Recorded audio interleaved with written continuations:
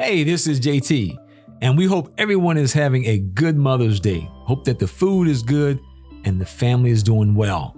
Oh, that's right. Jehovah's Witnesses don't celebrate Mother's Day. And why? Because they believe it's a pagan holiday. You're listening to The Critical Thought, where we challenge our listeners to use critical thinking when examining the teachings of Jehovah's Witnesses. So in this episode, we're going to take a look at basically two things in terms of Jehovah's Witnesses and how they view things that have pagan origins. Let's get started. Did you know that in 1935, Jehovah's Witnesses started teaching that all calendars were from Satan the devil? They were demonic. And why? Well, they said because they were of pagan origin. And as a result, a Christian would not want to use a calendar.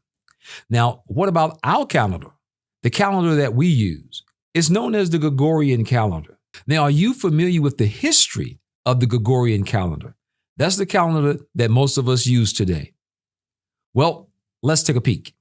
The Gregorian calendar was introduced by Pope Gregory XIII in 1582. It was initially devised for a religious purpose, to standardize the day of Easter. Its adoption by most of the world was very much a matter of civil debate and legal decisions.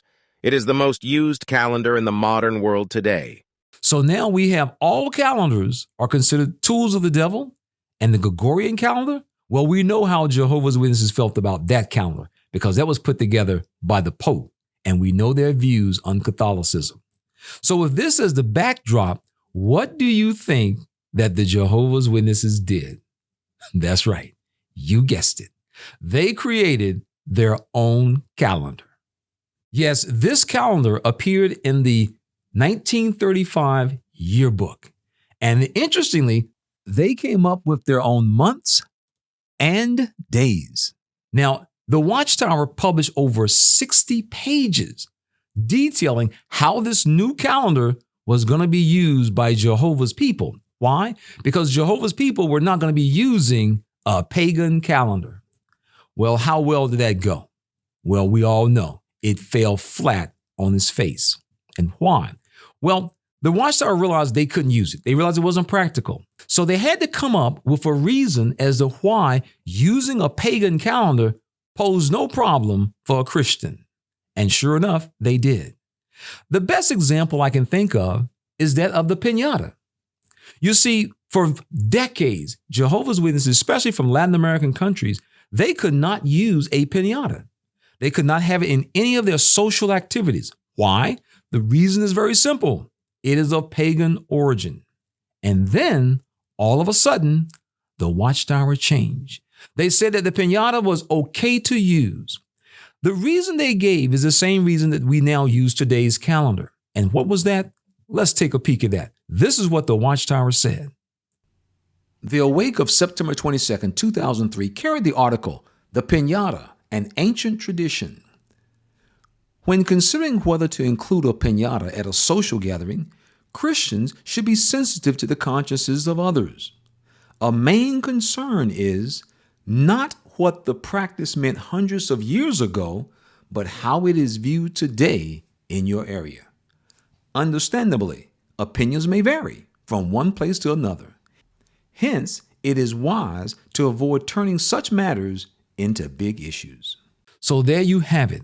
The Watchtower clearly states that we do not look at how something was viewed thousands of years ago, hundreds of years ago. What we do is we look at how it is viewed today. Now, what's most interesting about this? The average Jehovah's Witness will never be able to make that decision on his own. You see, a Jehovah's Witness cannot look at something and see how it was used years ago and how it is viewed today and make a decision. Yet the Watchtower clearly states that opinions will differ, but not for the Jehovah's Witness. Until the governing body tells him, until the Watchtower tells him, it's okay to use your conscience, the Jehovah's Witness will wait patiently until he is told. Even though the Watchtower clearly states the individual is entitled to make his own decision. So that brings up the question about Mother's Day. Yes, Mother's Day may have pagan roots thousands of years ago, but what about today? What about today in 2023? How do people view telling their mom, Happy Mother's Day? Well, if you were to talk to your neighbors, talk to your colleagues at work, talk to anyone who tells their mom, hey, Mom, Happy Mother's Day, would they consider that they are worshiping their mother? Absolutely not. In fact, they'll tell you it's out of respect and appreciation for all that she's done. You see, when people take Big Mama down to Red Lobster and get those cheese biscuits, they do not consider that as showing worship toward their mom. Lady C and I, we were so thankful that before our mothers passed, we were able to say to them, Happy Mother's Day. Yes, that is a decision that each person can decide for himself. For those of you who are curious of where this information came from, check out the links in the description. So in this episode, we looked at basically two things that the Jehovah's Witnesses view as having pagan origin: the Gregorian Calendar and the piñata. But we see the point is, and they have made it very clearly, we don't look at how it was viewed thousands or hundreds of years ago. We look at something in terms of how it is viewed today.